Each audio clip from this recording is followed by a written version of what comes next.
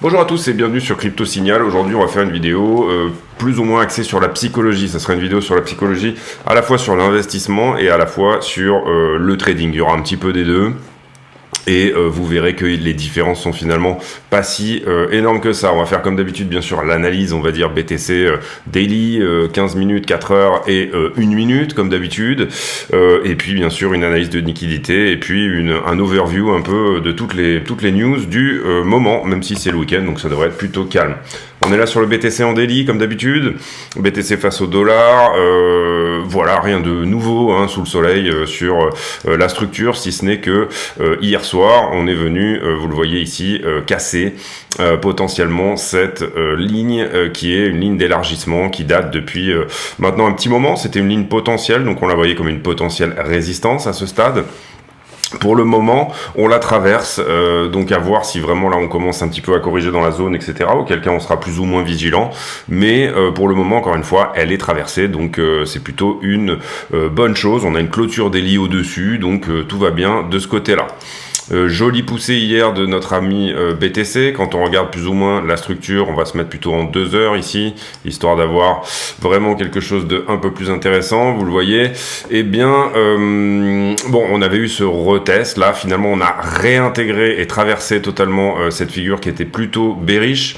Donc en l'occurrence, là, ce qu'on pourrait éventuellement voir, alors les plus optimistes pourront y voir un fanion, ça peut arriver qu'un fanion, donc un fanion c'est comme un drapeau en haut d'un mât, si vous voulez, donc la target c'est tout simplement vous prenez le mouvement précédent que vous reportez au point de cassure. Ici, en l'occurrence, ça nous amènerait vers les 28 000 $. Ça, c'est pour les plus optimistes. Ensuite, pour les autres, bon, ça peut être un retest raté, puis nettoyage, etc. Dans la vidéo d'hier, vous avez vu que j'avais du mal un peu à donner une direction, du moins, il y avait cette news très baissière qui était celle de DCG, enfin de Genesis, mais je disais que ça peut peut-être inverser le sentiment. C'est plus ou moins ce qui s'est passé, c'est-à-dire qu'on a eu un sentiment plutôt shorter.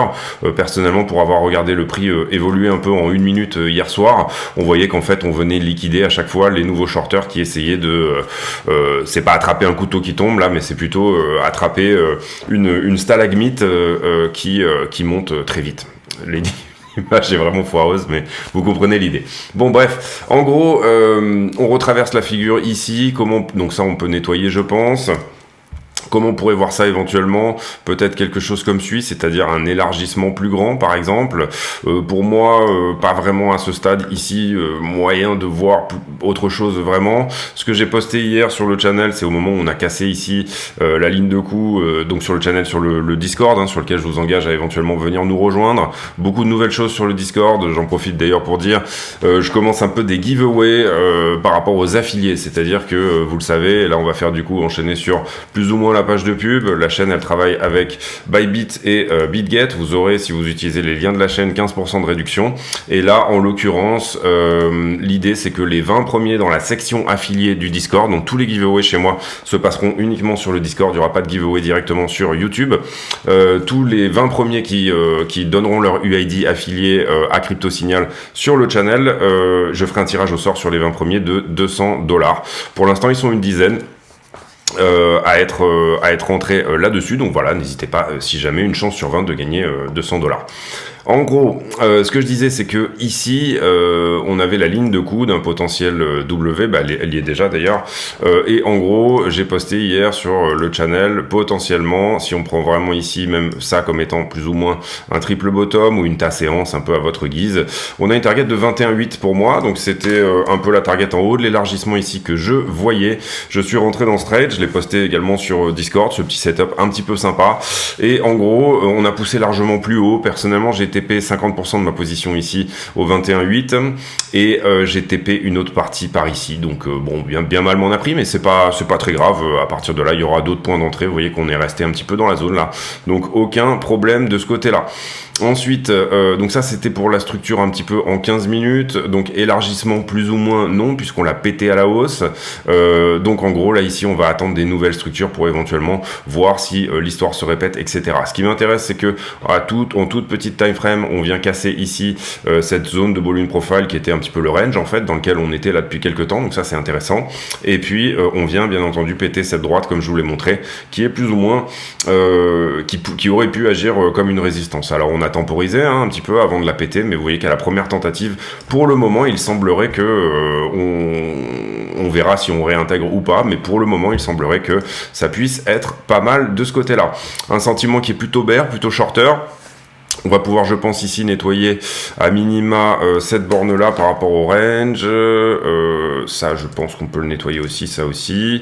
Là, on avait un triangle ascendant, vous le voyez ici. Hein, c'est la ta-séance, le W, etc. Enfin, on avait pas mal ici de structures bullish. On avait même une petite ta-séance ici à l'intérieur de la ta-séance. C'est ce que je vais vous montrer en time frame 1 minute ou 5 minutes. C'est un peu pareil.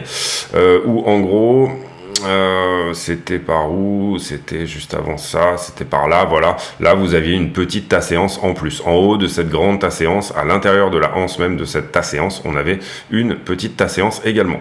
Là, pour l'instant, on est en train de potentiellement faire, vous voyez qu'il y avait eu ce drop, hein, le prix avait besoin de corriger un petit peu ici.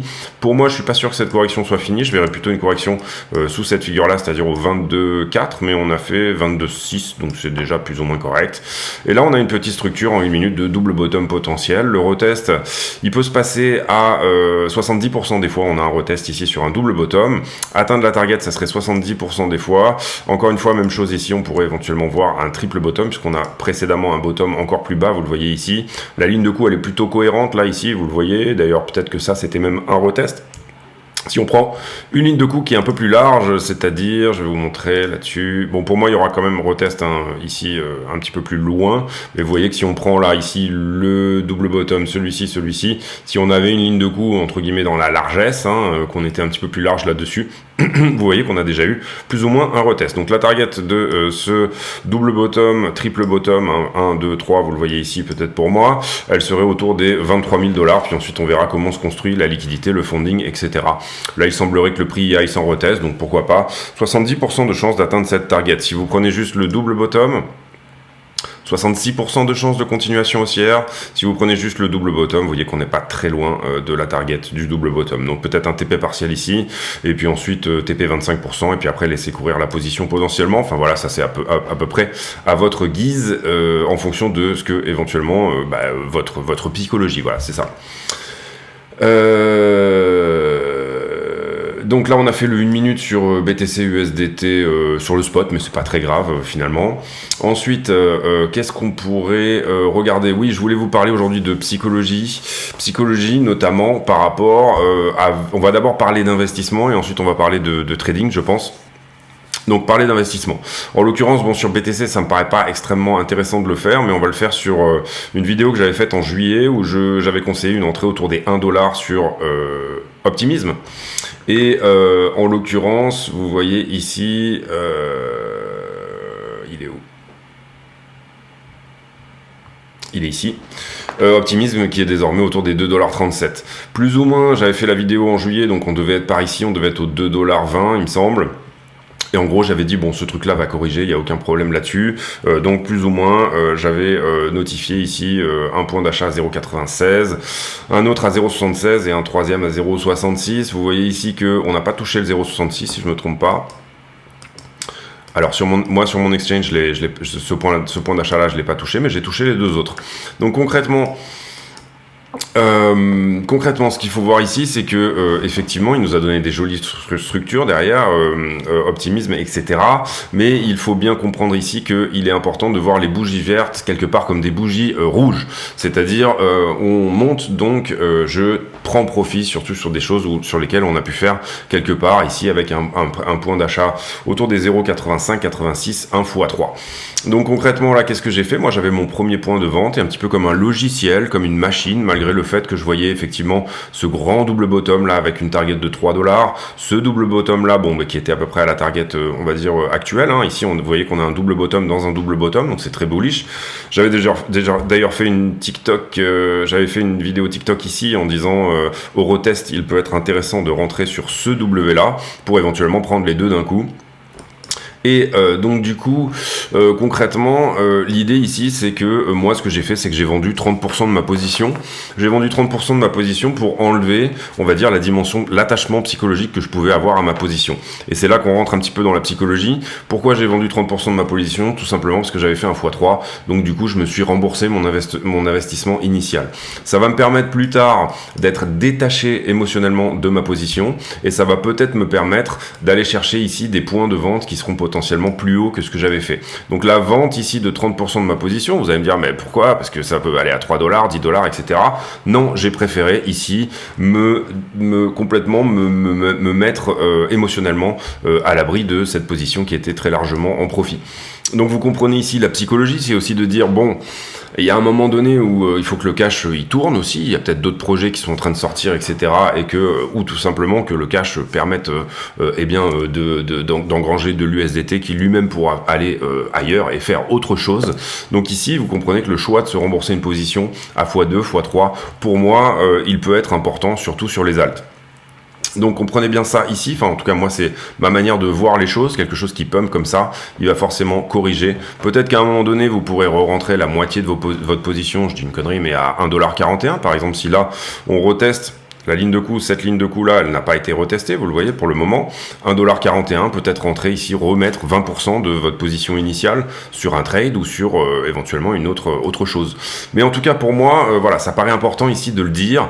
Quand on a ici des bougies et qu'on a des points d'achat qui sont lissés plutôt en bas, il est important de prendre des profits quand on a des bougies vertes. Sinon, après, vous allez potentiellement ici voir sur une position gratuite, par exemple, maintenant je suis prêt à voir Optimisme descendre à 0. J'en ai rien à cirer puisque, entre guillemets, ça reste une position qui a été gratuite. Donc agir ici, comme je le dis, comme un logiciel, comme un code, et tout simplement dire, ah bah tiens, j'avais une barre verte ici, donc du coup, peut-être qu'il est temps de me dire que, et combien je vends de pourcentage de ma position, etc. et ainsi de suite. Ça me paraît vraiment important d'en parler, parce qu'il y a trop de gens ici qui vous donnent des targets, et du coup, vous essayez d'atteindre ces targets-là, et malheureusement, bah, des fois, ça marche pas, donc du coup, vous vous retrouvez finalement à ne pas avoir engrangé des profits quand c'était possible. Très important. Donc ça, c'était par rapport à l'investissement. J'ai pris OP pour vous donner un exemple. Maintenant, il y en aurait plein, en ce moment, des alts qui pump, il y en a plein. Pour ceux qui ont acheté du Solana au plus bas, par exemple, peut-être que ça commence ici à être intéressant de rembourser le bas de votre position. Voilà, ce genre de choses. Ensuite, on revient ici sur Bitcoin et on va plutôt parler de trade à ce stade-là et de psychologie de trade. La psychologie de trade, elle est un petit peu la même. Et en l'occurrence, on a aussi des techniques en trade qui vous permettent potentiellement... On va se mettre sur les perps ici par exemple, et on va prendre, par exemple, la figure dont je vous ai parlé ici en 1 minute, le double bottom, ça sera parfait. Voilà.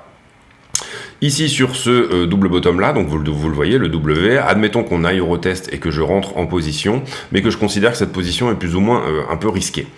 Donc j'aurai ici un risk management, admettons qu'on rentre en levier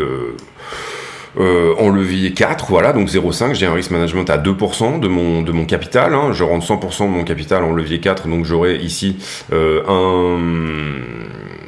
un stop loss qui sera à peu près à 0,50, on compte pas les frais ici pour simplifier, et vous comprenez que ce que je vais aller chercher ici, le ratio est un peu pourri, vous le voyez, si je vais chercher ici uniquement la target, et là on était sur le double bottom précédent, donc on va ici essayer d'aller voir et de montrer un peu une position un peu plus, voilà, un peu plus péchue, un peu plus intéressante, avec un ratio plus important.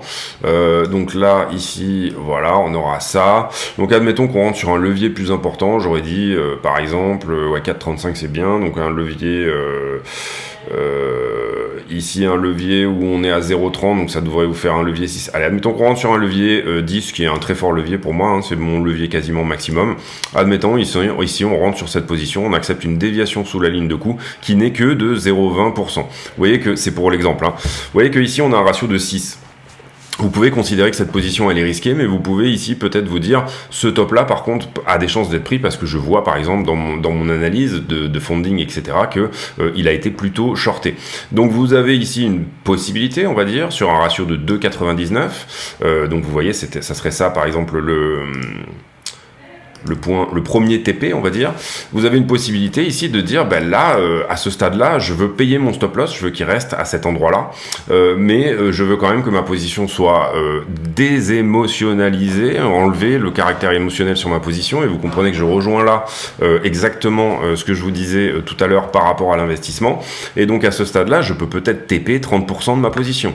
Si je TP 30% de ma position, vous comprenez qu'avec un ratio de 3 ici, eh ben, ça veut dire tout simplement que je peux laisser mon stop loss là où il est. J'aurais payé ici le fait de éventuellement retester plusieurs fois, etc. Donc ça, c'est quelque chose qui est vraiment plutôt sympa à utiliser. Personnellement, je l'utilise pas énormément, mais c'est quelque chose en fonction des psychologies qui peut vous aider à vous enlever ce caractère émotionnel par rapport à une position. C'est-à-dire, bon, de toute façon, cette position, elle est à 0.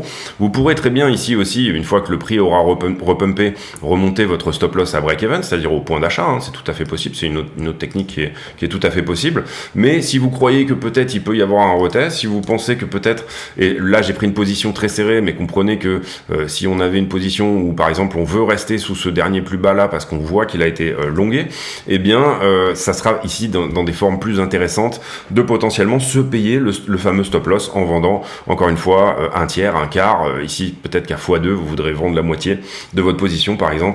C'est des choses qui peuvent se pratiquer pour garder une psychologie saine et être détaché de sa position, encore une fois, qui à partir d'un certain moment du coup sera gratuite. Donc voilà, c'était important pour moi d'en parler, important aussi de parler des 2%. Pourquoi les 2%? Parce que tout simplement, je vais utiliser ici une image qui m'est venue à l'idée hier, et qui je pense est relativement parlante. Si je vous dis je vais jeter une pièce en l'air et alors pile tu gagnes 10 000 $, 1 million, je sais pas, et face il faut que tu mettes ton visage sur cette plaque chauffante qui est thermostat à 10 à fond. Vous allez me dire, je sais pas, mon visage quand même, j'aime bien, voilà, enfin, en tout cas, mettre 1 million, bon, admettons pour 1 million au moins, on sait pas quel est votre caractère ici, la psychologie de votre caractère, mais vous comprenez que vous aurez ici peut-être potentiellement un peu peur. Ce qui est relativement normal, ça n'est pas naturel d'aller mettre son visage sur une plaque chauffante. Et à l'inverse, admettons que je vous dise, écoute, je vais tirer une pièce 50 fois de suite, je vais jeter une pièce en l'air 50 fois de suite. Tu vas mettre ton visage à 50 cm de tout simplement la plaque chauffante. Et à chaque fois que tu perds, tu vas descendre d'1 centimètre. Là, vous aurez peut-être ici plus de chances de éventuellement rentrer dans le deal, c'est-à-dire que bon, vous vous dites, en fait, il y a des chances que au bout de 50 fois, je vais jeter la pièce en l'air. Au bout de 50 fois, il y a des chances que je sois à 40, 38, mais globalement, 50 fois de suite, jeter une pièce en l'air, on est quand même plutôt ici à une chance sur 2. Et ça rejoint complètement cette idée des 2%, c'est-à-dire garder votre visage à 50 cm de la plaque, c'est ça que je veux dire. Rapprochez-le potentiellement à 37, 38, 35, mais jamais ne jouer des choses qui peuvent mettre en géopardie 20% ici de votre capital, par exemple, entre votre point d'entrée et votre stop loss. Essayez d'éviter, bien évidemment, et là je dirais même catégoriquement éviter, enfin respecter même à la lettre, potentiellement, en tout cas au début, cette règle des 2%. Ne faites jamais d'entourloupe, ne faites jamais de... Et du coup, vous allez voir qu'au fur et à mesure que vous allez jeter la pièce en l'air, finalement, vous allez descendre, remonter votre visage de la plaque chauffante, et au bout d'un moment, eh bien, vous allez voir que finalement, votre risque il est de l'ordre de 0. Même si au final vous allez faire un dents de scie, par exemple, admettons, vous allez ici comprendre et améliorer votre système tout au long de cet apprentissage-là, puisqu'au début il est très régulier que vous ayez justement des gains et pertes en dents de scie avec ce type de 2%, ce type de risk management, c'est-à-dire je gagne et puis ensuite j'ai une période où je perds mes gains, etc., etc. Et puis ensuite vous allez affiner vos entrées, vous allez affiner votre système de trading, et il y aura un moment donné où vous développerez quelque chose, un trading, on va dire, qui est peut-être potentiellement un peu plus intuitif, et qui du coup vous permettra de toujours empocher le million. C'est un peu ça l'idée. Donc voilà, c'est exactement ça. Pour moi, et c'est ce qui est fantastique dans le trading, c'est qu'il n'y a pas de règles. Vous rentrez quand vous voulez. C'est vous votre patron. Vous faites exactement ce que vous voulez. Par contre, il faut bien comprendre que le marché ne vous doit rien. Le marché ne vous doit rien. Et si vous commencez à un moment donné à vous dire ah mais c'est parce qu'il y a eu ça, c'est parce qu'il y a eu cette news, c'est à cause du marché. Ça veut dire que vous êtes dans une relation conflictuelle avec le marché et ça c'est pas bon. Il faut embrasser le risque. J'en ai déjà parlé hier. Et surtout, il faut ne pas attendre quelque chose du marché, mais plutôt prendre ce qu'il vous donne. Et c'est vraiment ici pour moi extrêmement important et je vous engage éventuellement dans ce cadre-là, et là j'ai rien inventé dans l'histoire, à aller lire des bouquins de Mark Douglas, ce genre de choses. Vous avez les liens en description si jamais vous voulez ici réfléchir un peu à la psychologie plus que réellement les setups, le risk management, etc. Mais la vraie psychologie du trader. Je vous engage éventuellement à aller lire des bouquins de gens qui ont réfléchi sur la question pendant des semaines et des mois. Ça vous évitera de perdre votre temps éventuellement là-dessus et ça vous fera avancer un petit peu plus vite. Voilà, c'était le tempo, on va dire, d'une vingtaine de minutes autour de la psychologie de trading. Je voulais faire cette vidéo, pas forcément dans un tuto, mais je voulais plutôt la faire dans une vidéo un petit peu de tous les jours. Je sais qu'il y a des investisseurs qui me suivent, il y a des traders, etc. Mais comprenez ici que se détacher émotionnellement de sa position et accepter un risque est pour moi quelque chose d'important, puisque ensuite, en fait, finalement, vous êtes, encore une fois, je le redis, comme un logiciel. Un logiciel qui fait ses entrées-sorties dans les moments où c'est intéressant. Bien entendu, vous allez sentir des fois les choses, cette entrée-là, je la sens pas, et puis en fait, elle va partir. Donc ça, c'est ce qu'il y a de plus douloureux, quelque part, c'est-à-dire finalement manquer une opportunité. C'est ce qui crée la FOMO, plus ou moins. Et puis, petit à petit, vous allez en rire, de voir votre stop-loss se faire prendre à $1 près, ça va, au bout d'un moment, peut-être potentiellement vous faire marrer. Donc voilà pour le point. On va pas non plus développer 50 ans là-dessus, mais vous comprenez toute l'idée ici de cette histoire de pièces et de plaques chauffantes qui m'est venue hier, et du coup je voulais vous en parler parce que je trouve que c'est des concepts psychologiques qui peuvent peut-être créer des déclics. Ensuite ici sur les news, pas tellement grand chose sur le Wall Street Journal, c'est le week-end, on est kikil. Ici sur la SEC, je vais aller lire cet article parce que pour moi c'est une donnée importante, donc je mets en pause, je lis l'article et je vous fais un point.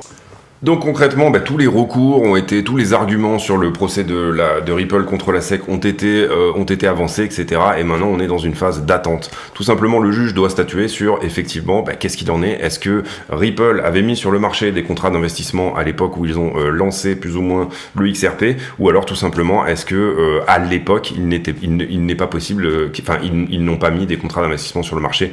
À savoir que du coup, s'ils ont mis des contrats d'investissement sur le marché, on va considérer qu'une bonne partie des altcoins sont plus ou moins des securities, des contrats d'investissement. Ça va faire une sorte de jurisprudence. Et dans l'autre sens, si ça n'est pas le cas, eh bien à ce moment-là, on va considérer qu'une bonne partie des altcoins, ça dépendra ici de comment ont été faites les ICO, etc. Et est-ce que réellement ça profite à quelqu'un? C'est-à-dire qu'il faudra que les altcoins soient suffisamment décentralisés, qu'elles aient un coefficient de Nakamoto ou autre. Ça va dépendre de ce qu'ils vont choisir en fait en termes de jauge ici sur la décentralisation, mais si elles sont suffisamment décentralisées, comme c'est un peu le cas par exemple sur Ethereum, Solana c'est de mieux en mieux, mais la décentralisation est potentiellement ici de plus en plus sur le avancé, et si vous voulez, ça pourra ici nous dire que éventuellement toutes ces altcoins vont plutôt défendre de la CFTC, c'est-à-dire que ça sera des commodités. Il a été admis que Bitcoin est une commodité, pour le moment tout a été ok par rapport à ça parce qu'il est largement suffisamment décentralisé.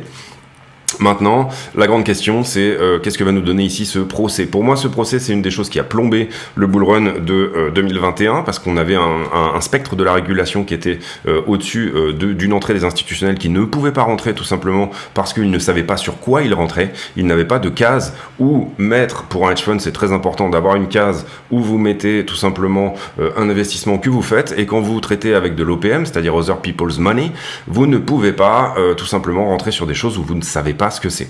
Donc c'est pour ça qu'on a eu des véhicules d'investissement qui étaient un peu différents, notamment le GBTC, ce genre de choses, etc. Et c'est pour ça que pour le moment, il a toujours été refusé, malheureusement, un ETF spot qui ferait largement pumper le prix tout simplement du Bitcoin au spot si jamais c'était le cas. Mais donc la grande question ici, c'est ensuite, imaginons que le juge dise oui, c'était des contrats d'investissement. En fait, en réalité, on va se retrouver à ce que la SEC attaque une bonne partie de toutes les altcoins, y compris même peut-être Ethereum, et donc du coup disent quelle est votre votre coefficient de décentralisation et comment on fonctionne avec vous, etc. Est-ce que vous dépendez de la SEC? Est-ce que vous dépendez de la CFTC? Je le rappelle ici, et je vais juste faire un aparté rapide sur le sujet, c'est beaucoup plus facile de dépendre de la CFTC, donc du bureau des commodités, que de dépendre du bureau des securities, la SEC. À l'époque, aux États-Unis, ça avait été créé au moment où on créait les chemins de fer, on avait créé les securities parce que c'était pas du blé, c'était quelque chose c'était un vrai contrat d'investissement. Donc à l'époque, ça avait créé ces deux bureaux qui sont totalement différents. Et donc du coup voilà, procès pour moi vraiment extrêmement important, XRP contre la SEC. Ensuite ici Genesis qui visiblement aurait 5,1 milliards de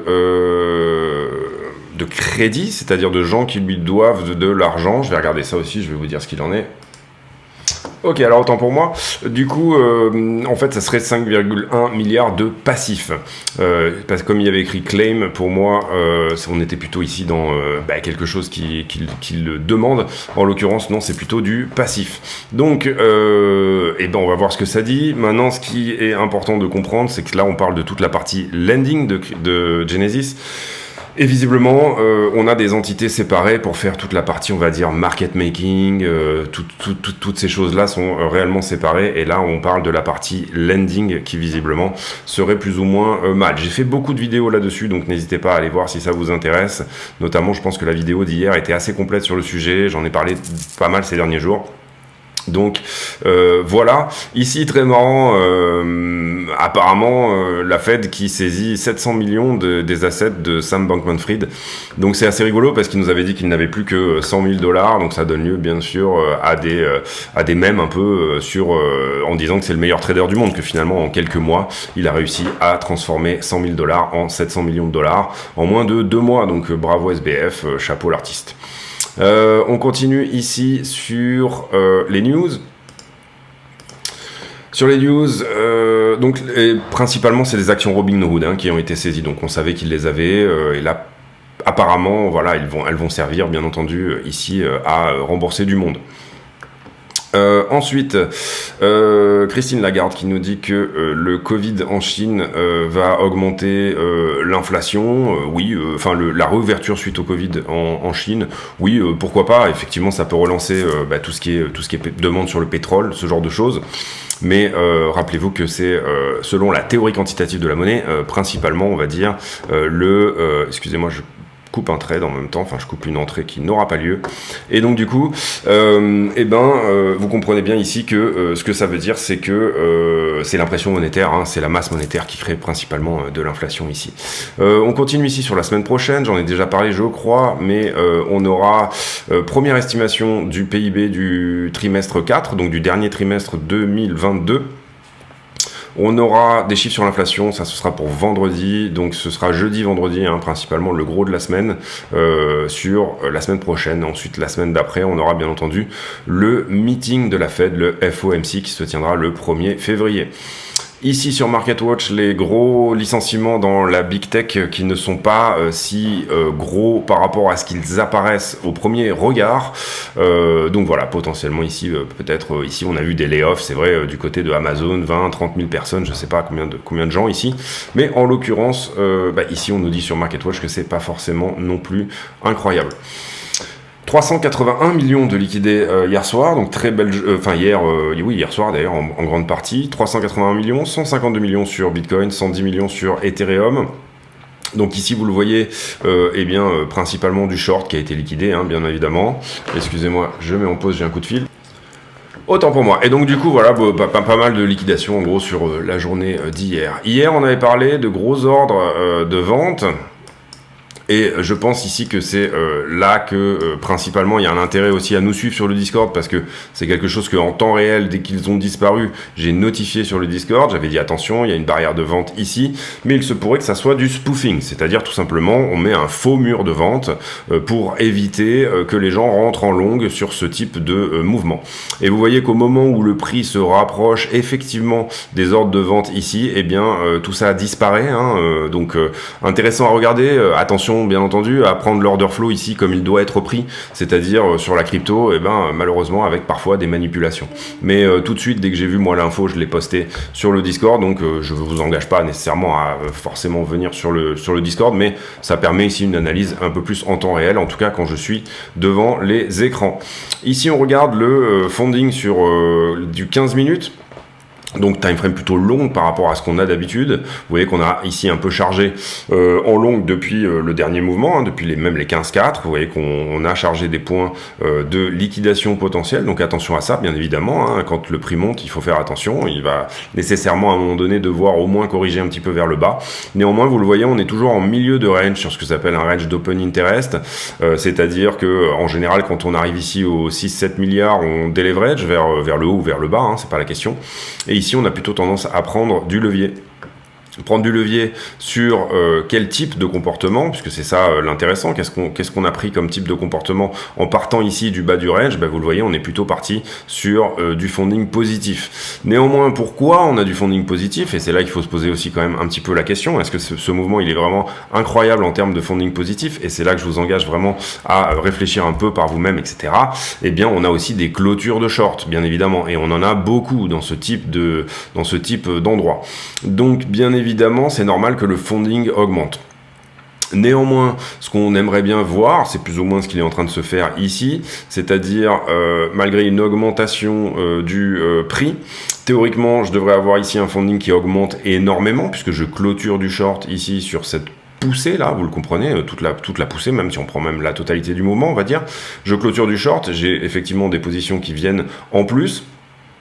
Et ce qu'on va rechercher plutôt ici dans le sens, c'est de se dire, est-ce que vraiment tous ces gens-là sont en longue? Et pour moi, ça n'est pas réellement le cas, puisque comme je vous le dis, on a plutôt ici un funding qui est sur la descente, malgré une augmentation du prix. On a une augmentation du nombre de contrats, un funding qui descend, alors que si on clôture du short, il devrait naturellement augmenter. Puisque vous le comprenez, on a clôturé du short. Donc en l'occurrence ici, effectivement, on a du monde dans les deux sens. Ça n'est pas uniquement un mouvement qui est shorté, mais j'ai l'impression que c'est un mouvement qui s'auto-alimente. C'est-à-dire que plus ou moins, vous avez des nouvelles entrées en short qui font que, à chaque fois, on essaye d'aller les chercher. Donc la question, c'est quand est-ce que les shorts vont s'épuiser, ou alors quand est-ce que ce rallye peut potentiellement générer une demande au spot qui est supérieure. C'est-à-dire que là, on rentrerait dans une phase de FOMO. Une phase de FOMO, ou tout simplement, un petit peu sur le modèle, je vais refresh ici, un petit peu sur le modèle de ce qu'on avait fait sur, on va dire, les bull run précédents, on va se remettre en 12 heures, excusez-moi.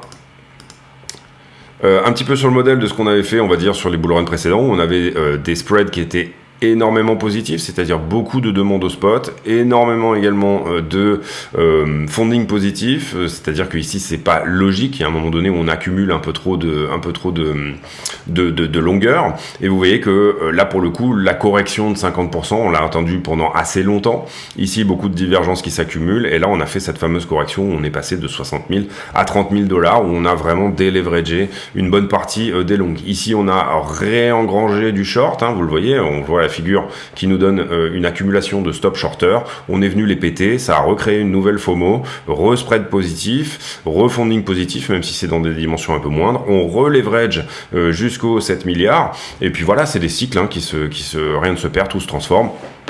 Des cycles qui se répètent.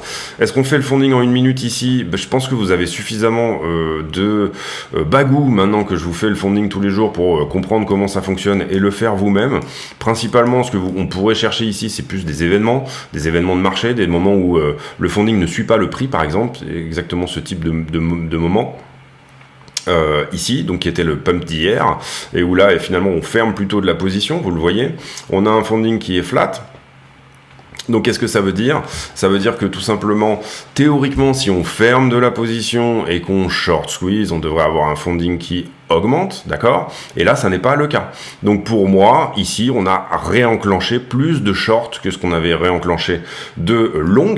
Vous comprenez l'idée, hein? On a fermé du... Enfin, bon, j'espère que vous comprenez l'idée à partir du moment où ça fait quand même assez longtemps que je vous explique un peu tous ces concepts-là. Et puis, qu'est-ce qu'on a ici comme autre événement de marché? Là, pour moi, tout suit, donc rien de bien incroyable sur cette partie-là. On a à la fois, effectivement, plus de longueur qui rentre, mais on a aussi, dans l'autre sens, eh ben, un funding qui augmente parce qu'on clôture du short, on augmente légèrement. Ici, événement de marché, on va dire aussi, événement de funding, eh ben, on a beaucoup de clôture de contrats. Théoriquement, ça devrait faire pump notre funding vers le haut, puisque on clôture du short sur cette partie-là. Vous voyez que c'est un petit peu le cas là, hein. Donc rien, jusque-là, tout est normal. On n'a pas été excessivement shorté non plus sur le top local à 23 346. Et ici, clôture de contrat dans l'autre sens. Clôture de contrat dans l'autre sens qui nous dit que théoriquement on devrait avoir un funding qui descend. Vous voyez que c'est plus ou moins le cas également sur la petite bosse qui est là. Donc jusqu'ici on n'a pas ici un bottom local qui est non plus extrêmement longué. Néanmoins vous le voyez ici on a quand même un peu du long et ici on a quand même un peu du long. Je ne serais pas étonné qu'on vienne chercher sous les 22, peut-être entre 21,8 et 22. Ici dans cette zone là eh bien désormais des stops de longueur. Cela dit pour le moment vous le voyez c'est la même chose ici, c'est la même analyse, c'est exactement les mêmes choses que je vous répète plus ou moins tout le temps. On a une augmentation du prix, une augmentation de l'open interest, donc jusque là ça suit. Par contre j'ai une diminution du funding. Qu'est-ce que ça veut dire? Ici je devrais théoriquement short squeezer du monde puisque je monte, d'accord. J'ai plus de contrats qui s'ouvrent, donc très bien, et pourtant on a un funding qui va plutôt dans la descente. Donc ça aurait tendance à dire, si jamais je short squeeze du monde, théoriquement, je devrais normalement sur cette augmentation des contrats, déjà soit j'aurai un nombre de contrats qui est flat, c'est-à-dire j'ai short squeezé du monde, mais effectivement il y a eu des entrées en même temps, tout simplement de longueur. Mais ici, j'ai plutôt une augmentation de contrat avec effectivement une augmentation du prix. Donc en l'occurrence, pour moi, ces nouveaux contrats sont plutôt sur du short également. C'est-à-dire que là, au fur et à mesure, on est obligé d'aller chercher ces points-là de short. Effectivement, on a un point de long ici, on a un point de long ici. Donc encore une fois, je ne serais pas étonné qu'entre 21,8 et 22,4, on vienne chercher quelque chose. Mais si jamais à chaque fois les tops locaux sont shortés, ce qui pour moi est plus ou moins l'analyse ici, puisque théoriquement ici, je ne devrais pas fermer du long sur le funding. Vous comprenez que étant donné que je ferme du short, le funding devrait augmenter et j'ai un nombre de contrats qui augmente, etc. Pour moi, j'ai plus de shorters ici sur la fin de cette figure là, toute la partie sur le petit W que je vous ai montré là. J'ai plus de shorters que de longueur sur ce type de position là, donc on peut ici potentiellement alimenter ce mouvement pendant un certain temps, aller chercher par exemple les leviers x100 au fur et à mesure qu'on vient grinder ici quelque chose de manière à tout simplement réparer, on va dire, ce déséquilibre de funding. C'était long. Ici, on est sur la heatmap, enfin c'est pas la heatmap, mais les pools de liquidité, on va dire, sur BTC. Personnellement, moi je préfère iBlock que Kingfisher, mais si Kingfisher qui est gratuit vous intéresse, pour moi je me méfie un peu de tout ce qui est gratuit. Et en l'occurrence, j'ai des résultats plus consistants personnellement avec iBlock, voilà. Donc ici vous voyez qu'on a repris du long en dessous concrètement, et effectivement ça irait plutôt dans le sens d'une correction autour des 22 000, notamment là ici on voit même 21,6, on a du monde ici qui est rentré sur la montée et peut-être un petit peu moins de short. Néanmoins pour moi à l'instant T, dans les derniers temps et sur vraiment les événements on va dire de funding, si je vous le montrais par exemple, si on se mettait comme ça, on se mettait sur le Binance ici et que je vous affiche par exemple les liquidation levels, 37 minutes encore, et je suis vraiment pas cool avec vous parce que bon alors voilà, vous voyez ici qu'on a du monde en dessous. Pour moi ici sur les liquidation levels il faut faire attention, c'est-à-dire qu'il faut prendre par exemple là pour moi je ne prendrai que les mouvements qui sont ici, c'est-à-dire pour moi ces mecs là qui sont en levier x100, ils avaient un stop qui était là, à partir du moment où on a nettoyé ce stop je peux les dégager de mon point de vue. Donc ici j'en ai deux en haut et par contre ici vous le voyez depuis ce top là j'en ai une, deux, trois proche du prix où leur stop n'a pas été pris. Pour moi, les gens qui font des leviers x100, etc. ne sont pas tous des imbéciles et ils ont des manières de trader qui sont très cohérentes, à savoir tout simplement stop loss sous le dernier plus bas. Et si on part en haut, à ce moment-là, c'est cool, ma position, elle part avec. Et puis, si jamais on prend mon stop loss, je retente une autre entrée, etc. Vous avez aussi des gens qui tout simplement vont mettre 2% de leur capital, mais avec des leviers énormes, pour essayer tout simplement d'avoir une partie de leur capital immobilisé qui est minimum. Dites-vous que ces mecs-là, ils ont accumulé à des moments 500 000, $1 million. Là, on regarde que les positions, je crois, à 500 000. C'est ça. Donc à 500 000, donc bien évidemment, c'est pas des brels. Il faut pas ici se dire que tout le monde est des degen et qu'on va nécessairement devoir aller cueillir les x100. Par contre, le prix fait son taf, tout simplement. Pas forcément sur fond de manipulation. Le prix fait juste ce qu'il a à faire, c'est tout. Voilà. Ici, pareil, même chose. Même chose sur Ethereum, 6 milliards. Désormais, on a plus de monde en dessous que au-dessus. Vous voyez qu'on a très bien nettoyé ici cette zone de densité. Ethereum qui désormais est autour des 1650 $. Voilà. Heatmap, on va faire ici le 12 heures, puisque c'est vraiment intéressant pour moi. Qu'est-ce qui s'est passé sur les 12 dernières heures en heatmap? Donc du coup à partir de 1h du matin hier, quels ont été un petit peu les mouvements, comment se traduit un petit peu ce qui se fait sur le marché. Vous le voyez, beaucoup de zones ici qui a été mise en longue, mais potentiellement une zone à prendre au 23,5, donc juste au-dessus de ce dernier plus haut là. Et puis voilà, donc du coup ici jusqu'au 20 000, on a quand même effectivement pas mal de monde dans la place sur les 12 dernières heures. Ensuite, sur la 7 jours, donc qui est pour moi en ce moment, je trouve la heatmap qui me parle le plus. Eh bien, on a attaqué toute cette grosse zone ici de densité. Pareil, le prix a bien fait son taf. Soit on décide qu'effectivement il y a quelque chose à prendre au 23 500 et ensuite on se retourne pour potentiellement revenir prendre cette zone de densité au 20 000. Vous voyez qu'on n'a pas nécessairement énormément forci ici entre les deux. Soit tout simplement, et on va voir ça en fonction du sentiment, eh bien on ira chercher les bornes des 24-25 derrière. On va regarder là un mois, même si pour moi elle a moins des gens qui sont en levier depuis un mois. Pour moi, ça a un peu moins de pertinence. Vous voyez beaucoup de monde au 18 ici, beaucoup de monde également au 15, s'ils sont encore en position à ce stade, ce dont je doute personnellement. Mais vous le voyez ici, on a quand même effectivement des zones à prendre dans ces eaux-là. Je doute vraiment du fait que sur la un mois, on ait une vraie pertinence par rapport à la une semaine ou potentiellement peut-être sur les shorts où vous avez des shorts où vous hedger des positions, donc vous pouvez les tenir potentiellement pendant assez longtemps, mais sur les longues, j'ai quand même un petit doute là-dessus. Néanmoins, attention effectivement, parce que on l'a vu ici sur notamment ce type de heatmap, là on a plutôt plus de monde à venir chercher en dessous que au-dessus. On va retourner sur le prix, faire une petite conclusion et se laisser là-dessus, se faire un poutou et puis salut, comme on dit. Ici, en l'occurrence, alors là, on est sur... ça c'est pas mal. C'est le premier scénario en Elliott que j'avais éventuellement établi. On va regarder un peu vite fait les objectifs du coup. Qu'est-ce que nous a donné cette 3 en termes de extension par exemple, si on était là-dedans, bien évidemment, Elliott c'est un peu compliqué. 1,618, donc c'est parfait au niveau du point où on s'arrête, on va dire que c'est tout à fait logique.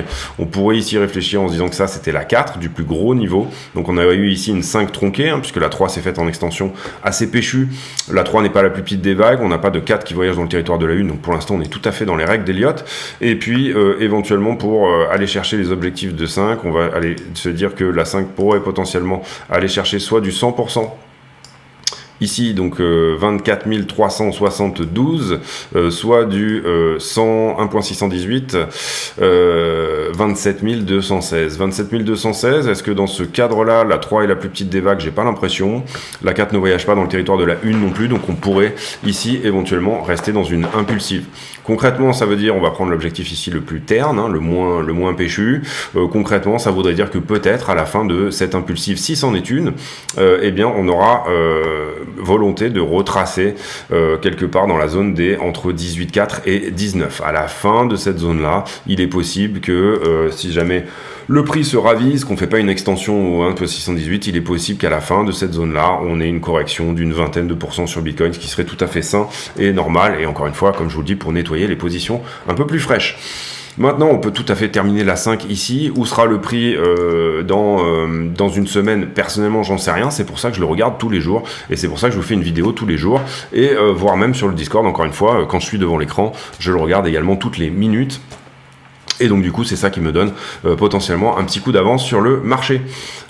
Stablecoin dominance, on a percé ici cette résistance potentielle qui était sur ce niveau là, donc potentiellement un double top voire un triple top, vous le voyez ici. Bon, celui-là monte pas assez haut pour moi pour monter un triple top. Si celui-là avait été un peu plus haut, on aurait pu dire c'est pour le coup ça a vraiment une gueule de triple top.